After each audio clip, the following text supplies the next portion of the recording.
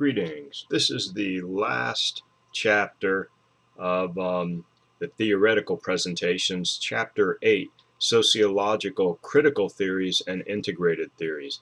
Again, a lot going on in here, and if you took a theory course, for example, in our grad program, you might find that you spend a week on each of these theories.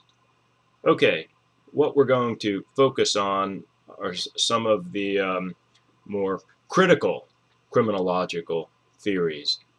Critical criminology, labeling, conflict, feminist, new critical, radical, Marxist, and integrated theories. So while the previous chapter, the mainstream criminology, focused more on criminal behavior and a consensus view that the whole idea that society tends to move toward agreement and cohesion, the critical criminology chapter right here focuses on the criminalization of behavior and begins to question the social order and the status quo and focuses on conflict in societies. The first perspective that's presented is labeling theory, which comes right out of symbolic interactionism, that looks at the subjective and interactional nature of human experiences, as your author points out. So the idea behind labeling is that people become deviant or criminals because they are labeled as such. So the whole idea is that no particular behavior is criminal in itself, but it becomes defined by those with power or special interests to define that particular behavior as being deviant or criminal, and then getting caught begins what your author refers to as the labeling process. So Lemert pointed out that primary deviance is the initial deviant behavior, while secondary deviance is when the person is caught and successfully labeled. So you can think of, for example, a variety of behaviors that might be considered deviant, and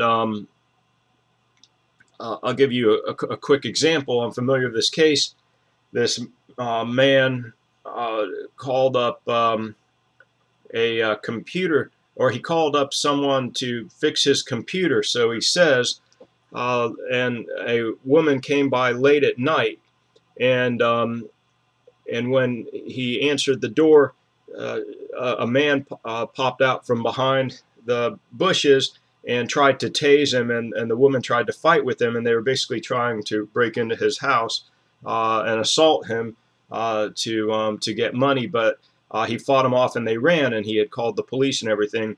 And I was talking to some people, and I said that this individual was a victim of an assault, that he was victimized. I labeled him as a victim of a violent crime, but others say, oh no, he had it coming to him, because that wasn't his intent, that he wasn't getting his computer fixed at 10 o'clock at night, but that he was trying to hire maybe a prostitute or something of that sort. And so it was kind of interesting how some people turned this around. I labeled him as a victim, and others labeled him as a deviant, and had got what he deserved, which to this day I still label him as a victim of a violent crime. But there can be disagreements, and Becker talks about the moral entrepreneurs who are concerned with creating and labeling new categories of deviance. So you'll read about different cases where we're not quite sure is the person considered to be deviant or criminal or something else. And also Braithwaite talked about shaming theory and the whole idea that stigmatizing, that shaming of people who are caught committing crimes or deviant acts actually increases the risk of more crime and makes matters worse. So maybe the perp walk and the public display of the perpetrator, according to the shaming view, is actually detrimental because it starts up the labeling process. A person, if internalizes, they self-define themselves as a deviant or criminal. Okay, conflict criminology. The conflict model focuses on the interests of powerful groups in trying to dominate by setting up laws and rules and policies, and you begin to see a stratified system, a hierarchical system, if you will, and that certain acts are criminalized, and many of those acts focus on those with less power, such as the poor.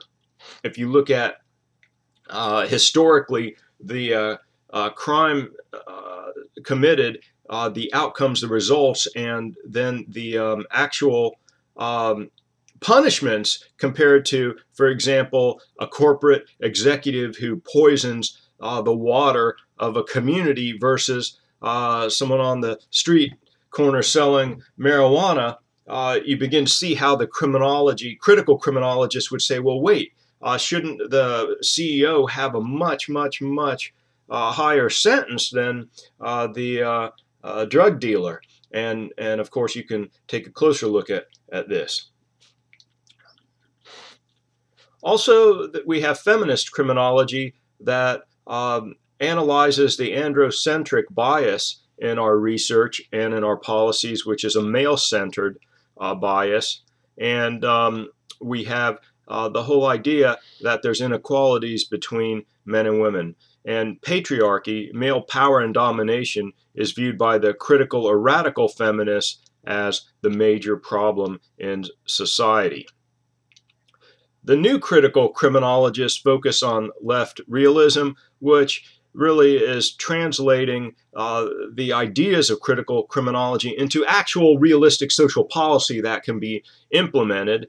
Also, peacekeeping, which actually combines criminology with more of a religious approach, and then postmodernism, which looks at a analysis and critique of knowledge and language. There's not much that I'm aware of in the postmodern critical criminology literature today, and probably that has a lot to do with translating that into policy, is very difficult.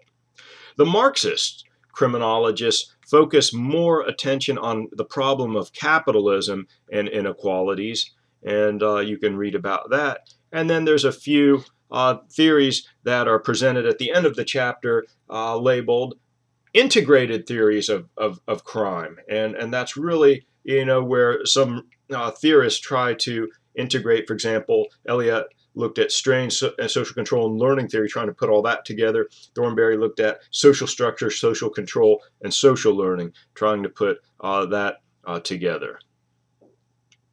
And then your author wraps up with a discussion of criminal typologies, or attempts to classify types of crime, and then provides some lists. We actually have a crime classification manual that we can use that classifies all types of crimes, or really hundreds of crimes, and is very useful for communication purposes. I kind of refer to it as the DSM-5, the Diagnostic and Statistical Mental Disorders type text, but not for mental health professionals, but for criminologists and criminal justice professionals. And then, of course, your authors wrap up with looking at the theory-policy connection. So you always want to, begin to ask yourself, for example, okay, what are the basic assumptions, with this theory as it relates to crime, and then what would be the logical policies if those assumptions are indeed accurate? And this wraps up this video. Thank you.